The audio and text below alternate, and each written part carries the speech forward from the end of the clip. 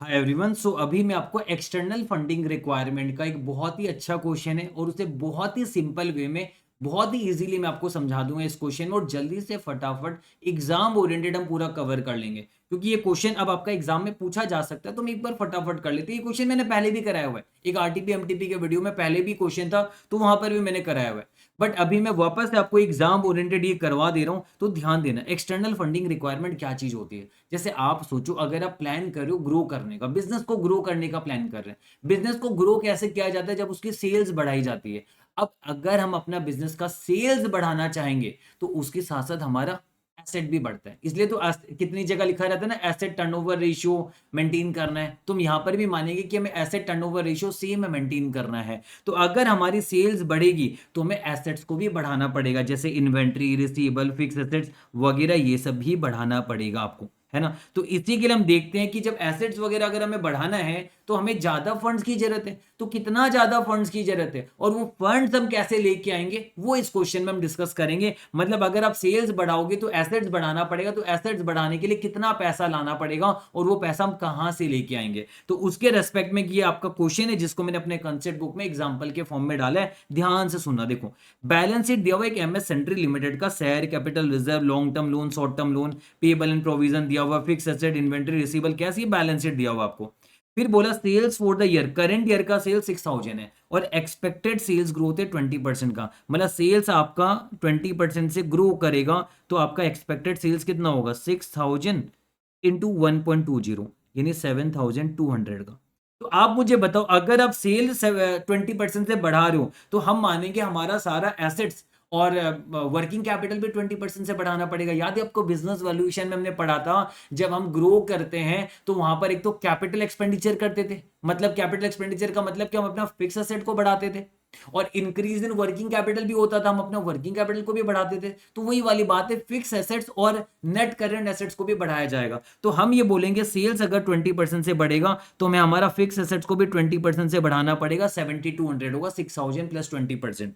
Inventory, ये आपका working capital का हिस्सा है, ये भी 20% से बढ़ेगा, ये 6,000 हो जाएगा। रिसीबल, ये भी आपका 20% से बढ़ेगा, 2880 हो जाएगा। कैश, ये भी हम मानेंगे 20% से बढ़ाएंगे, 720 हो जाएगा, क्योंकि आपको पैसा बाद में चाहिए भी होता है रोटेट करने के लिए। और साथ साथ ये पेबल्स एंड प्रोविजन, ये भी आपका वर्किंग कैपिटल का हिस्सा होता है, क्योंकि अगर हम अपना रिसीबल हमारा बढ़ेगा, सेल्स बढ़ने से हम परचेज करेंगे तो पेबल को भी बढ़ाएंगे, तो ये भी 20% से बढ़ाओगे। हाँ, ये सारे नहीं बढ़ेंगे, तो डेट फंड और इक्विटी फंड है। ऊपर वाला दो इक्विटी फंड, ये डेट फंड है। मतलब जितना एक्स्ट्रा पैसा चाहिए इसी मीडियम से तो लेके आएंगे, जो भी हमारी एक्सटर्नल फंड की रिक्वायरमेंट है। कितनी है देखो, हमें फिक्स एसेट्स 1200 से बढ़ाना पड़ेगा, दोनों का डिफरेंस। हमें इन्वेंट्री 1000 से बढ़ाना पड़ेगा, हमें रिसीवेबल्स 480 से बढ़ाना पड़ेगा, हमें कैश भी 120 से बढ़ाना पड़ेगा। मतलब इतना हमें पैसा लेके आना पड़ेगा, 2200, 23, 2800, इतना पैसा हमें लेके आना पड़ेगा। लेकिन हम भी साथ साथ 400 का पेबल भी ब्लॉक करेंगे हम, पर जो सप्लायर का।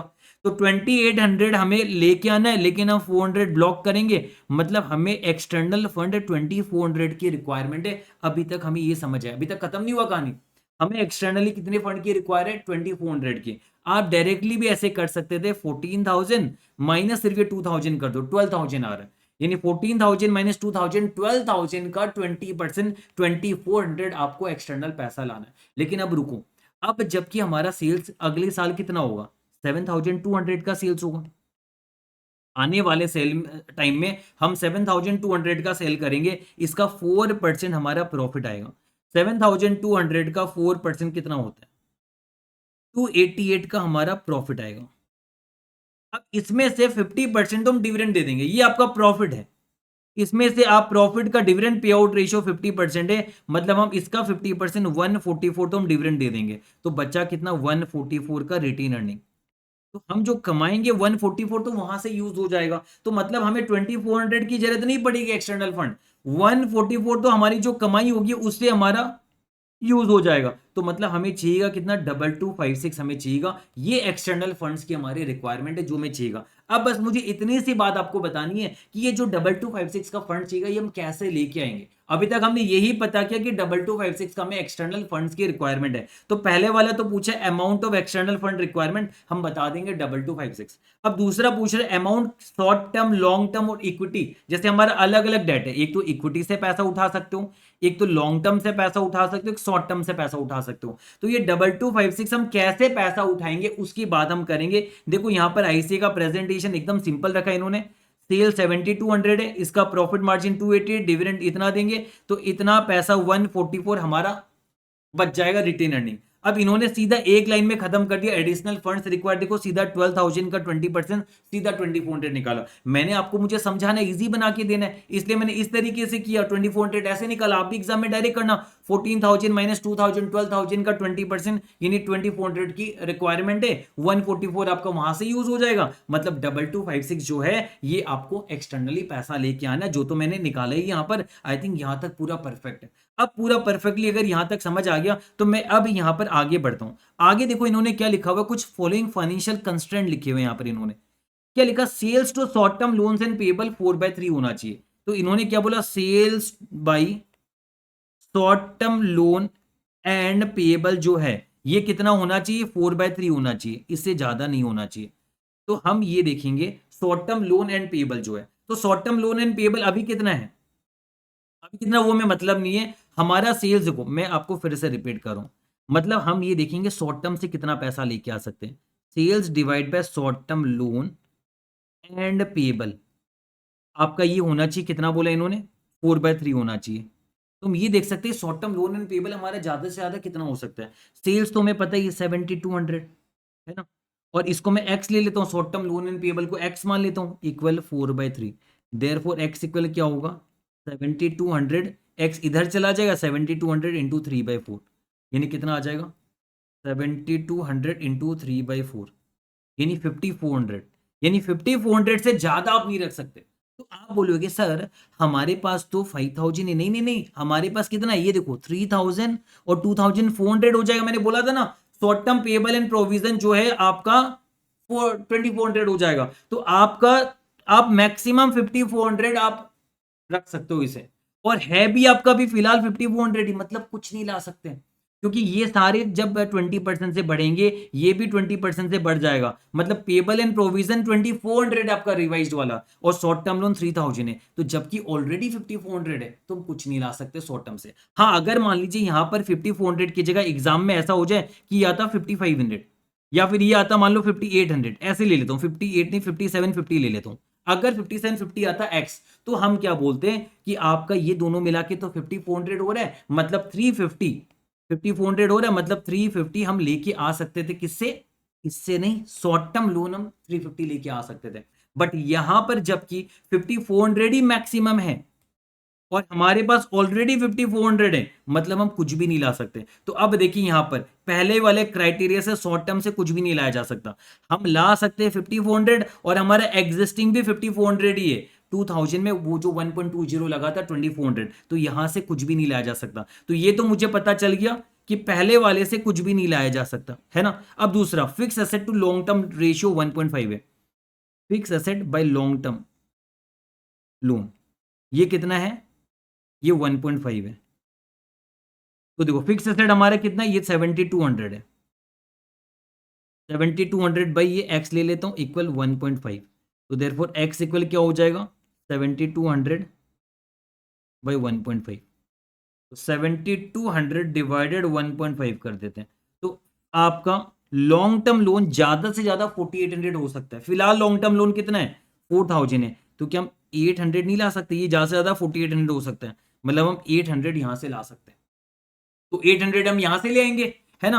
अब हमें टोटल चाहिए कितना, टोटल हमें 2256 चाहिए, ये हमें पता है। हमें ये पता चल गया शॉर्ट टर्म लोन से तो हम कुछ भी नहीं ला सकते, नील। लॉन्ग टर्म लोन से हम ला सकते हैं, हमने अभी देखा 800 ला सकते हैं। तो बचा हुआ हम किससे लेंगे, बचा हुआ तो इक्विटी से लेंगे। तो 2256 माइनस 800 बचा हुआ 1456 हम किससे लेंगे, इक्विटी से लेंगे। तो वही वाली बात यहां हो रही है। देखो लॉन्ग टर्म लोन से आप 800 लेके आ जाओगे, जो भी जस्ट मैंने कैलकुलेट करके आपको दिखाया है ना। आईसी का एग्जैक्ट प्रेजेंटेशन ही जैसा मैंने किया वैसा एक्स लेके कर सकते हो आप बोलोगे 800 ला सकते हैं और बचा हुआ 1456 देख लीजिए आप इक्विटी से ला सकते हो। अब आपके दिमाग में एक सवाल आएगा कि सर यहां पर एक लाइन और भी तो लिखा हुआ है, debt equity ratio not to exceed 1.5, तो वो कर लेंगे, कोई दिक्कत नहीं है। तो हमने ये तो पता चल गया कि इक्विटी से 1456 ला सकते हैं। अब हम देखते हैं डेट बाय इक्विटी रेशियो कितना हो रहा है, डेट बाय इक्विटी कितना हो रहा है, देखो हम देखते हैं। तो डेट बाय इक्विटी में, डेट में लॉन्ग टर्म डेट ही आता है डेट इक्विटी रेशियो में, शॉर्ट टर्म वाला नहीं आता। ये 4800 जो हुआ है, तो डेट हम लेंगे कितना 4800 बाय इक्विटी। इक्विटी में क्या है, इक्विटी में देख लो पहले से है शेयर कैपिटल रिजर्व 3000 और 2000 है, और हमने 1456 हम लेके आए, है ना। और एक आपको याद है 144, वो भी इक्विटी में जाएगा, जो आपने बोला था ना कि 144 जो है ये रिटेन अर्निंग में बचेगा, तो वो भी तो इक्विटी में जाएगा, तो 144 भी लेना मत भूलना। तो इससे आप देखो कितना आ रहा है, 4800 डिवाइड बाय 5000, 456, 500, 14, 15, 1600 और 5 6600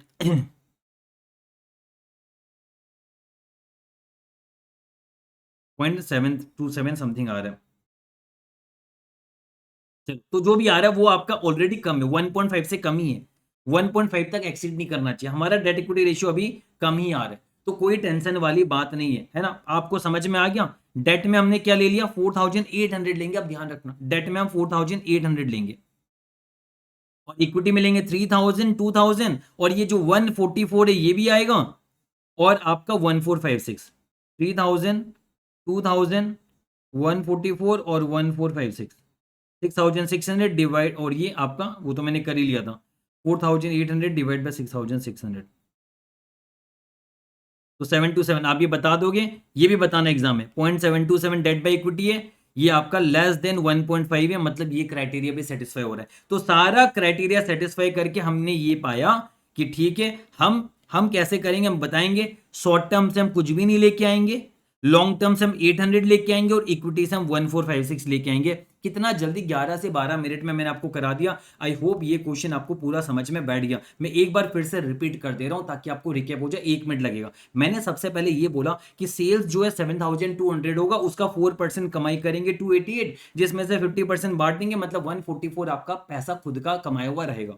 अब कितना आपको एक्सटर्नल फंड चाहिए, हमने बोला 14000 का एसेट है, माइनस ये होगा वर्किंग कैपिटल का हिस्सा होता है, माइनस 2000 करो, तो 12000 जो है 12000 का 20% यानी 2400 चाहिए। 2400 में से 144 माइनस कर दो, तो आपने पाया 2256 आपको पैसा लेके आना है, इतना एक्सटर्नल फंड चाहिए। तो शॉर्ट टर्म से कितना लाएंगे, हमने देखा शॉर्ट टर्म का 4/3 के हिसाब से हमने पाया शॉर्ट टर्म जो आ रहा है वो कितना आ रहा था 5400 हो रहा था, और ऑलरेडी आपका 5400 है। ये 2000 कंसिडर मत करना, एग्जाम में अभी ये गलती करोगे, 2000 मत ले लेना, 2400 होगा ये, तो ऑलरेडी 5400 है, तो हम नहीं ला सकते। एग्जाम में ये गलती करोगे आप देखना, 2000 मत ले लेना, 2400 है, इसलिए बेहतर है एग्जाम में आप इसका ये रिवाइज वाला फिगर लिख के छोड़ देना जैसे मैंने लिखा, तब गलती नहीं करोगे। तो यहां से कुछ नहीं ला सकते। अब लॉन्ग टर्म लोन की बात हुई, लॉन्ग टर्म लोन का जो fix asset by long term loan, fix asset 7200 लेना है, 6000 मत ले लेना, इसलिए मैं बोलता हूं ये रिवाइज वाला फिगर लिखा हुआ रहेगा ना आपका, तो गलती नहीं होगी आपकी।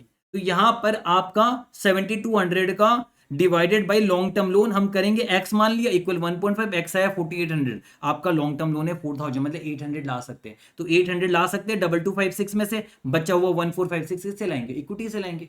अब हो गया काम खत्म। अब डेट इक्विटी रेशियो 1.5 वाला क्राइटेरिया देख लो, डेट है आपका लॉन्ग टर्म डेट ही आएगा खाली, कौन सा 4800 वाला, डिवाइड बाय इक्विटी, इक्विटी में शेयर कैपिटल रिजर्व और जो रिटेन अर्निंग कमाया हुआ 144 और एक 1456 जो हम इक्विटी से ला रहे हैं, ऐसे करके आपका 0.727 समथिंग आएगा, मतलब 1.5 से कम है, मतलब सारा क्राइटेरिया सेटिस्फाई हो रहा है, और आपने कह दिया कि ठीक है ये सारे पॉइंट जो है ये आपके सेटिस्फाई हो रहे हैं, लॉन्ग टर्म से इतना लाओगे, इक्विटी से इतना लाओगे, तो मैंने बहुत ही कम समय में आई होप आपको अच्छे से करा दिया। तो मुझे कमेंट करके जरूर बताना आपको समझ में आया कि नहीं है। चलो बाय बाय।